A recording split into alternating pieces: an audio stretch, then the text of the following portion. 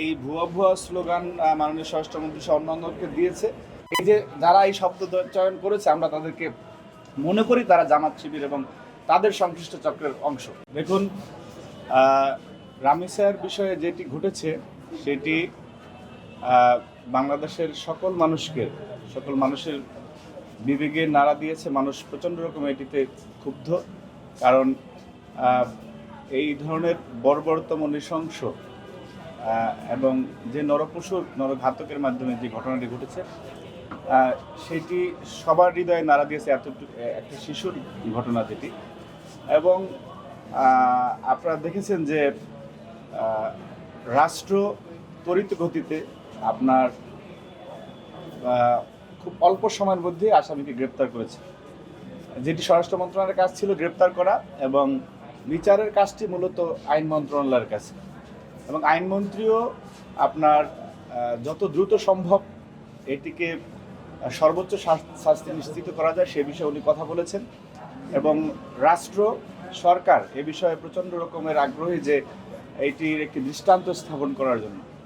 দেখুন, বাংলাদেশে এই ধরনের ঘটনা পূর্বেও ঘটেছে, এবং এই ঘটনার যদি আমরা প্রত্যেকটা ঘটনার পরে আমরা বলে থাকি যে দৃষ্টান্তমূলক শাস্তি চাই, দৃষ্টান্ত যদি স্থাপিত হয়, আমরা বিশ্বাস করি যে এই ধরনের আর ঘটনার কোনো পুনরাবৃত্তি বাংলাদেশে ঘটবে না। এটি আসলে কোনো দলের স্পেসিফিকভাবে কোনো দলের কারো ব্যর্থতা বলে আমরা মনে করি না। কারণ হচ্ছে এটি এই বাংলাদেশে এই ধরনের নরপশুদের মাধ্যমে ঘটনা ঘটেছে, বিচারহীনতার কারণে ঘাতকরা এই ধরনের সাহস আবার দেখিয়েছে। এবং আমরা যতটুকু শুনেছি যে ওই নরপশু সে অনেকটা মাদকাসক্ত, আবার অর্থাৎ একটা ঘটনার সাথে অনেকগুলি ঘটনা সামনে আসে। আমরা যদি এই যে মাদকের যে বিস্তার সেটিকে যদি দমাতে পারতাম, এটি আমাদের সামষ্টিকভাবে রাষ্ট্রীয় ব্যর্থতা বলে আমি মনে করি। এবং স্বাভাবিকভাবে মানুষ একটু এই ধরনের এত সেন্সিটিভ একটা ঘটনা ঘটলে উত্তেজিত হওয়া স্বাভাবিক, মানুষের মধ্যে একটু সংক্ষুব্ধতা থাকবে।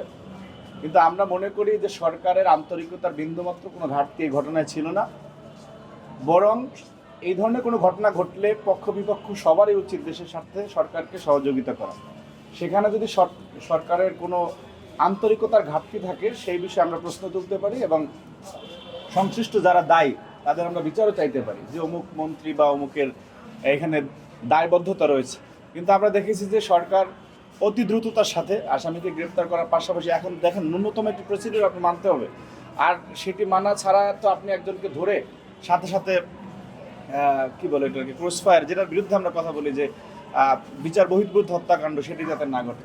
এটি আমরা বিশ্বাস করি যেই তারেক রহমান 12 ফেব্রুয়ারির পরে সরকার প্রধান হওয়ার পরে উনি যে দৃষ্টান্ত একটার পর একটা স্থাপন করেছেন, যে উনি আগের সকল প্রথা ভেঙে উনি যে সকাল সবার আগে অফিসে যাওয়া, উনি যে অনেক গাড়িবহর নিয়ে না চলেন, উনি যে সাধারণ মানুষের মতো আপনার ট্রাফিক সিগন্যালে দাঁড়িয়ে থাকেন, ওনার যে আন্তরিকতা, ওনার যে মানবিকতা, এটি সর্বমহলে প্রশংসিত। এমন অসংখ্য দৃষ্টান্তে অল্প কয়েকদিনে যিনি স্থাপন করেছেন, তার সরকার রামিসার উপরে যে নরঘাতক নৃশংসতা চালিয়েছে তার বিচারটিরও একটি দৃষ্টান্ত স্থাপন করবে বলে আমরা বিশ্বাস করি।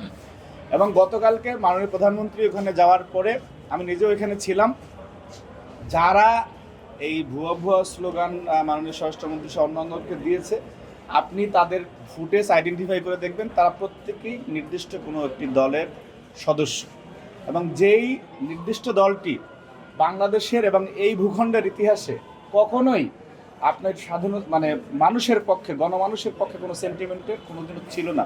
যারা 47-এ দেশভাগের বিরোধিতা করে ব্রিটিশদের সাথে ছিল, যারা 71-এ পাকিস্তানের পক্ষে ছিল, বাংলাদেশের বিপক্ষে ছিল, যারা 90-এ এরশাদের পক্ষে ছিল, সাধারণ জনগণের বিপক্ষে ছিল, এখন এই সরকার গঠন করার পরে সাধারণ মানুষ যখন একটি স্বস্তির নিঃশ্বাস পেতে চাচ্ছে, তখন তারা যে মবক্রেসির রাজনীতি করে এবং তাদের যে এই যে গণমানুষের সেন্টিমেন্টের বিপরীতে যাওয়ার যে তাদের রাজনৈতিক স্টাইল, সেটিকে কিন্তু তারা প্রতিফলিত করার চেষ্টা করতেছে সব জায়গায়।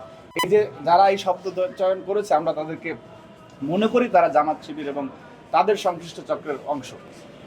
দেখেন যে ধৈর্যের এবং সহিষ্ণুতার পরিচয় আমরা দিয়েছি। আপনি একটি কথা আছে না, মর্নিং শোজ দ্য ডে, অথবা উঠন্তি মূলপত্তনে চেনা যায়, যে আমরা যে ধৈর্যের পরিচয় দিচ্ছি, তারেক রহমান যে ইতিবাচক রাজনীতি শুরু করছেন, করছেন এবং বাংলাদেশের মানুষের স্বার্থে যে প্রতিদিন উনি যে উদাহরণ তৈরি করতেছেন, তার বিপরীতে আমরা প্রত্যাশা করেছিলাম যে 5ই আগস্টের যে স্পিরিট, যে চেতনা, যে একটা সবাই মিলে বাংলাদেশ গড়ার যে প্রত্যয়, সেই জায়গাটির থেকে জামাত শিবিরের প্রচণ্ড আন্তরিকতার ঘাটতি রয়েছে। তারা প্রতিনিয়ত এই মবক্রেসি তৈরি করে।